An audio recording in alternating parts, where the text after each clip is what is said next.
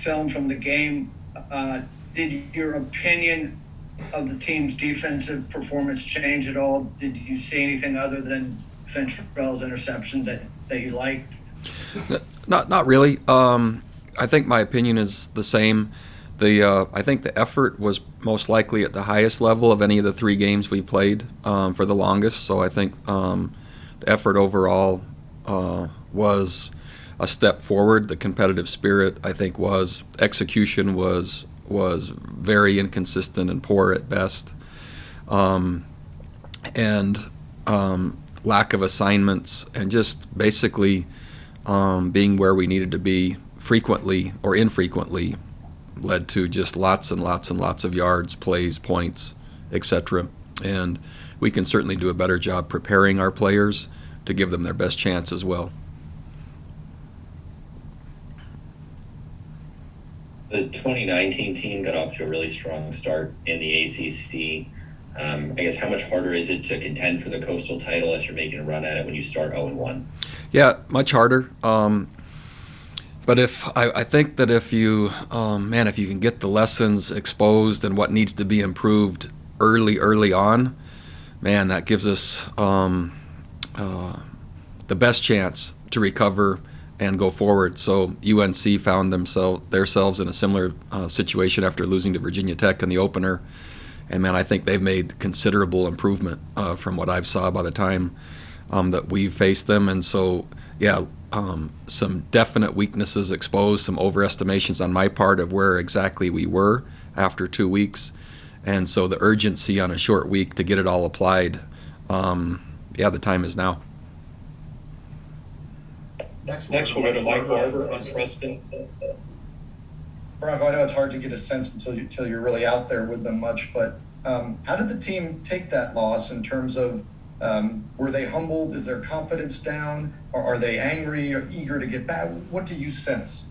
I would say all of those. You're right. There's a continuum of people when you have 125 players and not all traveled, and staff. And there's really games within the game, right? So most likely our offensive players feel somewhat different than our defensive players. There are individuals, even within a strong side, that might not have performed to their capability. And so I think it's probably the full range. But we did go to UNC, and at halftime that we expected that kind of game. We didn't know what the score would be, but we battled really hard. We were resilient and fought back after kind of an overwhelming start, and resettled at halftime and really believed we'd come out and battle right to the very end. Just did not execute well enough, especially defensively, and then we turned the ball over. And those kind of things in that type of game allowed them to pull away. So lots exposed, lots to work on, but wow, what a huge opportunity for us to see it, have it right out there in the open, and get to work on it. So I think right now it's probably that residue lasts through the entire Monday, at least it does for me, even though we're working and already immersed and started yesterday on Wake Forest. Once you start applying on Tuesday, you can't look back. And so it'll be probably like what you described, any of those and all of those all the way through today, and then you got to go. Bronco, I know you gave an update on Saturday, but just with the short week, do you have any idea what the availability for Wayne Talapapa, Joey Blunt, and Nick Grant will be? Joey and Nick will be back in full speed. I haven't heard. Concussion protocols are harder to gauge, so I haven't heard.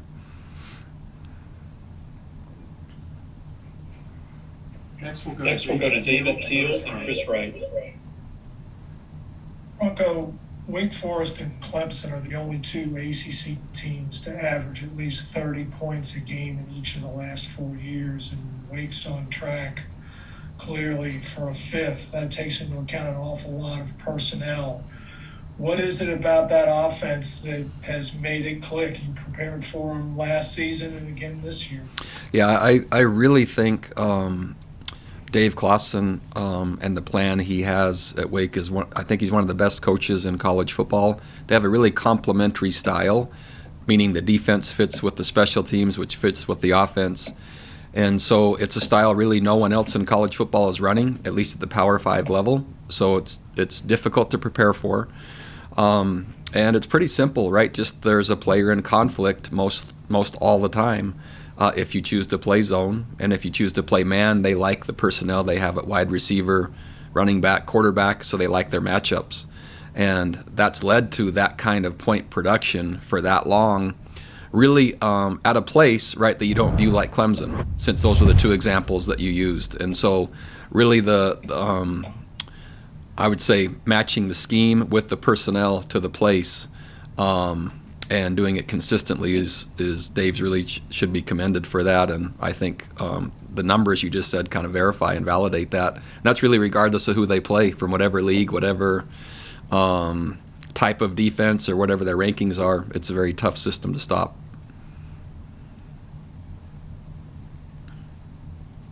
Coach, one thing I've noticed over the years is when you have a lot of issues on one side of the ball like that, and you try to fix everything, you end up fixing nothing. So how do you go about choosing what to do this week to try to improve things? It's really the biggest.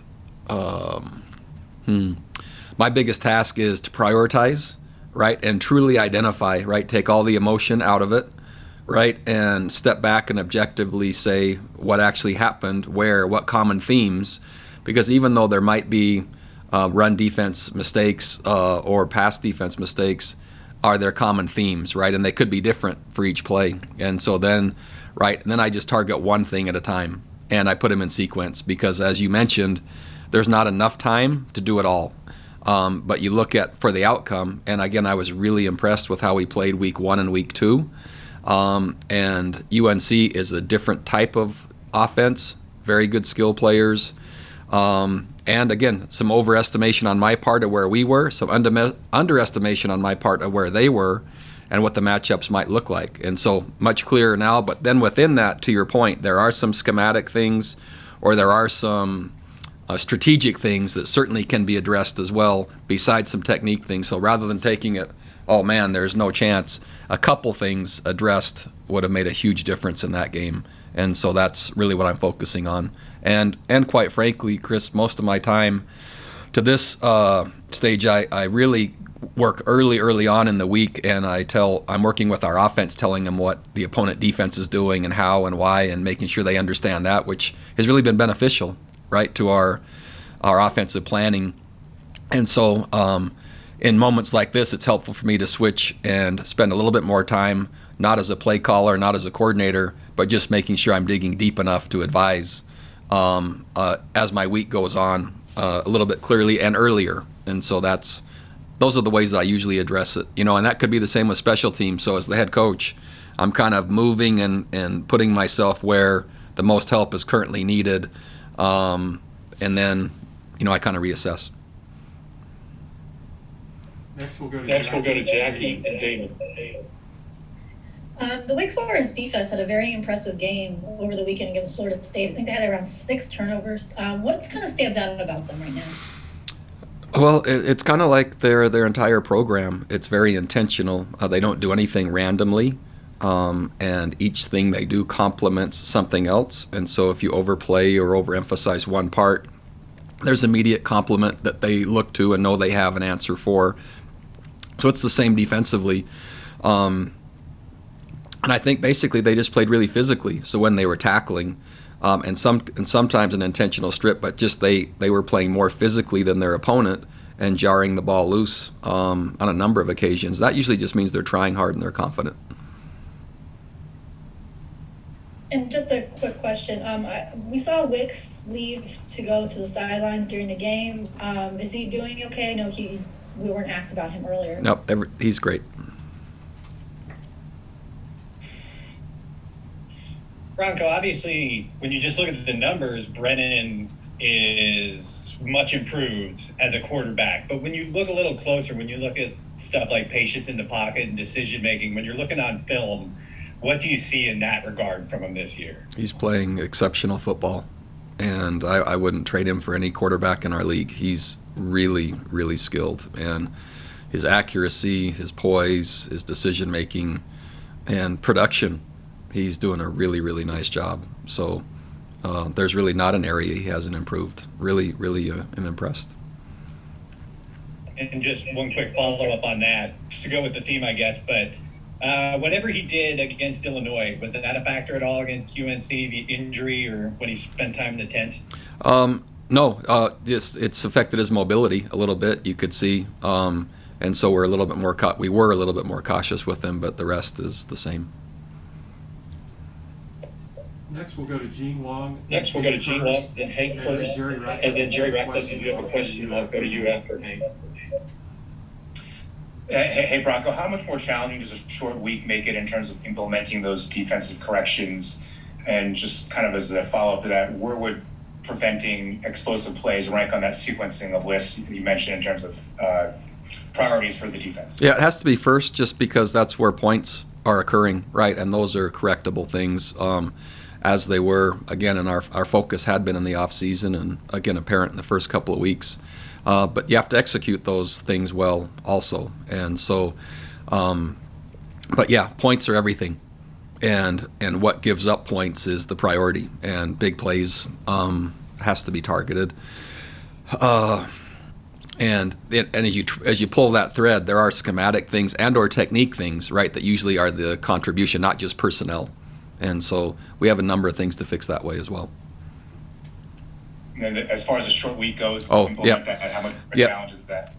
Really, I see as, and this might be counterintuitive, I see it as an advantage, urgency. So, right, when you have a week like that and you have weaknesses exposed or you don't play to your potential or you're disappointed after some hard setback, man, I like kind of being under the gun to go. And so, sincerely, I believe that could be helpful. Now, it doesn't mean against this type of opponent and this type of offense that's going to be easy, but I do like the urgency that could be affected. Hey, Bronco, Wake Forest historically is not an opponent to be feared. How much does the film help with waking your guys up that this is a really good team this week? It really hasn't taken the film. And by the way, I should have started with you, Hank, because of the backdrop, keeping my message from last week. That's totally my fault. I did not keep my word on that, and I just realized I did. I'll try to keep backdrop strong, Coach. I promise. That'd be good. We should have started there. Yeah, it's not hard because we've played them twice in my tenure here, and they've beaten us both times in really hard contests, and the week is just a very difficult one to prepare for. So our team, right, the story's already passed from the older players to the younger players, so this isn't, I don't know how the rest of the world views Wake, but in the ACC, right, they're a good football program, and they win a lot, and they do it at a place that's pretty challenging. And so that really hasn't taken any motivation on our part. We have plenty to work on, and this opponent we're viewing just like we always have because they've beaten us twice. They've earned our respect. When you give up 59 points, how much does that bring the defense into better focus, maybe? Yeah, they it's really interesting because the focus really wasn't an issue. If anything, it was just playing outside of their technique and outside of their scheme and outside of their assignments, maybe because they were wanted to win too much. They didn't. That's not the right way to say it. Because they were motivated to really high level, they were going outside of what was really necessary and expected, and a lot of times that was the cause of the problem. So I didn't see motivation. It was I don't know if I articulated that as well to answer your question, but almost by trying to do too much, I guess is a better way to say it. Gotcha. Okay. Bronco, Sam Hartman obviously has experience. What concerns you about him? Experience is first and foremost, so he has a great idea of how to run their system. He knows exactly where he's to look, and he knows what decisions to make, and he does it in real time, right, which is part of how their offense is designed to give them a little bit better chance to be right on every play, on whether to give it, whether to throw it, and where, because of their exchange timing. And so experience and capability. So an active runner, he's tough, he's competitive, he throws the ball well, And so when you add the right system to a quarterback that can do all that, then you end up with scoring a lot of points, which they are. We'll go Go back to Jeff White and Bennett Conley. Bronco, did you see enough of Josh Hayes in fall camp before he got hurt to get a gauge on what he might be able to add to the defense? And now that he's cleared to play again, is he someone you see kind of moving into the rotation, or is he more of a depth guy at this point? Yeah, so no, I didn't in fall camp, but I did on film. And so he transitioned back into practice last week. And so this week would be a great chance. And we are planning on him playing. And how much and where, right, this week will tell a lot because we've only had 1 week of practice with him coming back from the injury. But good timing for us, but too early to say yet, Jeff. But we did bring him, right, like all grad transfers, we bring him to start and to play. And so that was my initial evaluation.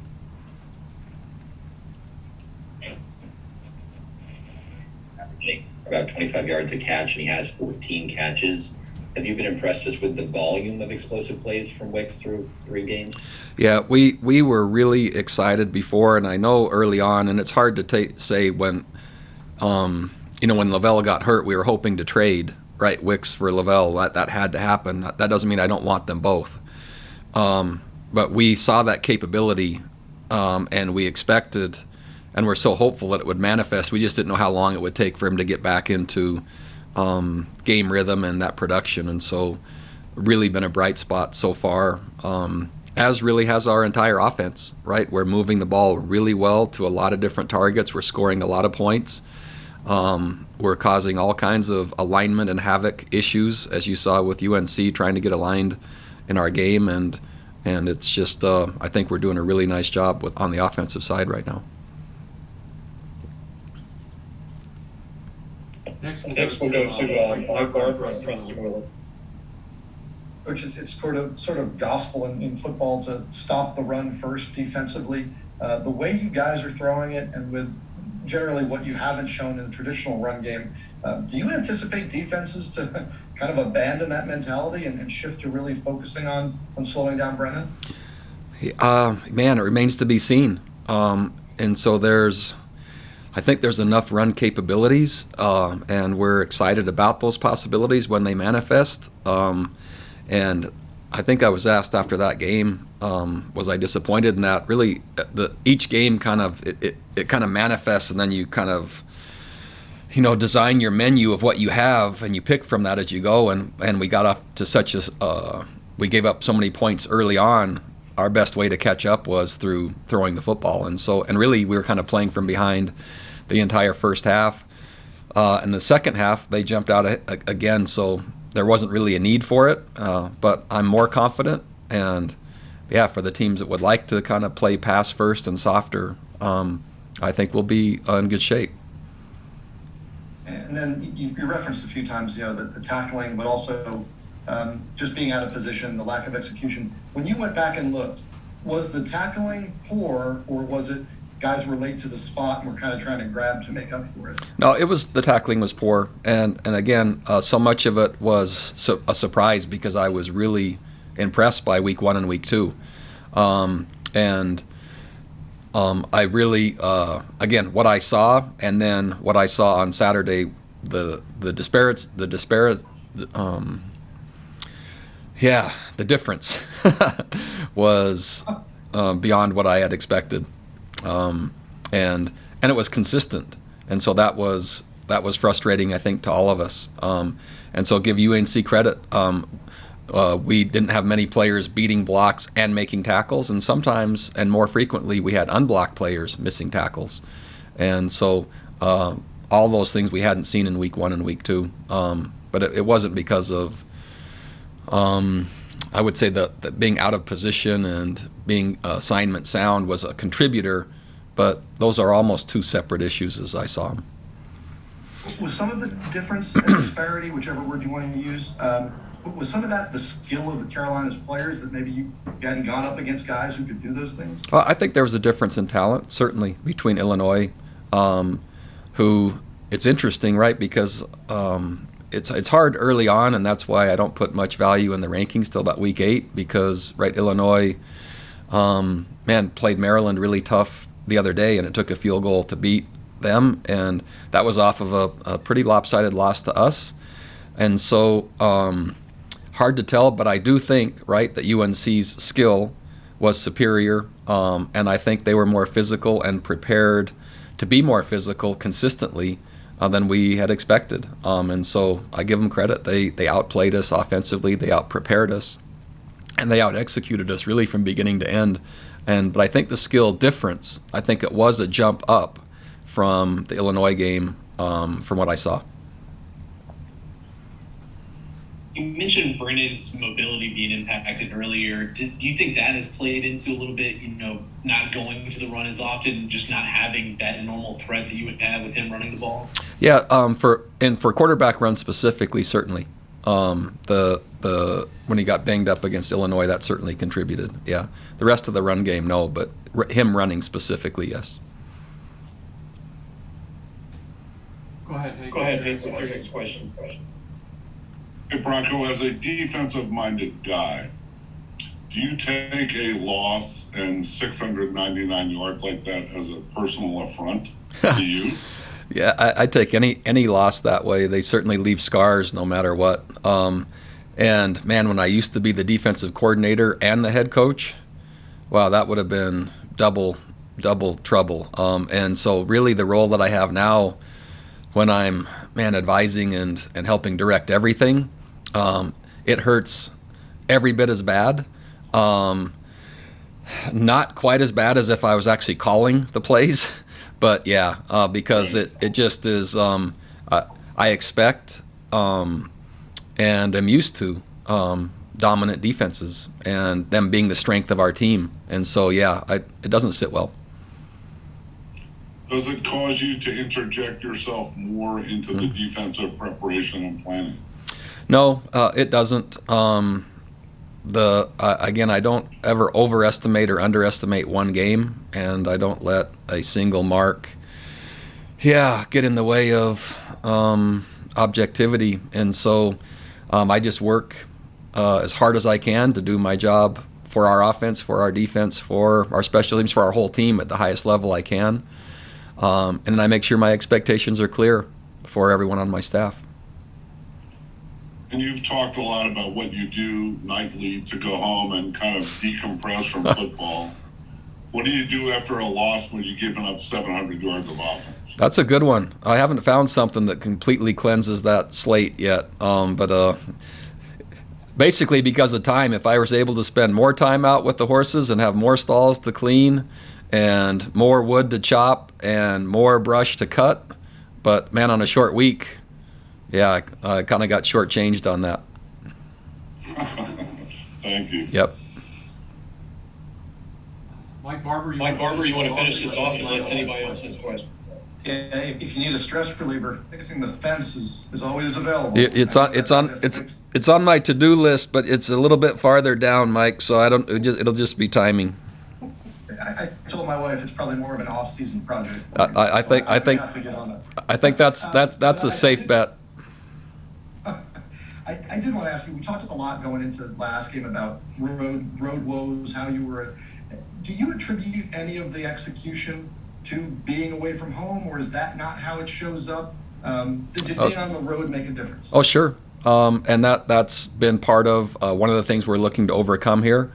And again, really, as I tried to explain, our mindset and our intent to play, I felt really good about that, and our preparation. There still is what we call slippage. There still is some of that happening, and it's happening in execution.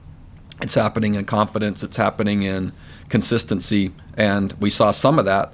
That's why I was so encouraged about us battling back early in the game, right, to get the lead at halftime, and that can't be underestimated. I know we've talked a lot about only the outcome, but man, I saw a lot in there in that stretch that I was really encouraged by. That now it's just sustaining it for another half. And so, yeah, plenty to fix, but there was that part that I'm holding on to as a bright spot. Anything? Thank you. Yep. Anything from anyone else? Hey, Jim, can I ask one more about Brennan I forgot about earlier? Yeah, go ahead. Only if you have a just better one more quick backdrop. follow-up. What's that? Only if you have a better backdrop. Well, I'll get my wife on the exercise bike next week. Saturday was the first time we saw him play while you were trailing. I know sometimes last year that was an issue for Brennan. What did you see from him just in terms of that aspect, how he managed the game on Saturday night? Oh, I really liked it. There was very few flaws. If you had to say, was there one? The interception that was thrown, I don't even remember when that was, right? A little bit forced and trying to possibly do too much in that context, but really just, again, improvement and significant improvement in that area as well. So, and that really, right, to win the Coastal Division, you have to say that you're always going to be ahead. Yeah, we know better. And so, again, that's why I was so encouraged to see him battling back in that first half the way we did. And again, we just didn't sustain it long enough, especially on the defensive side in the second half. But Brennan, I think was just as effective, and just I think he's doing a nice job. All right, thank you, Coach. Thank you. Guys,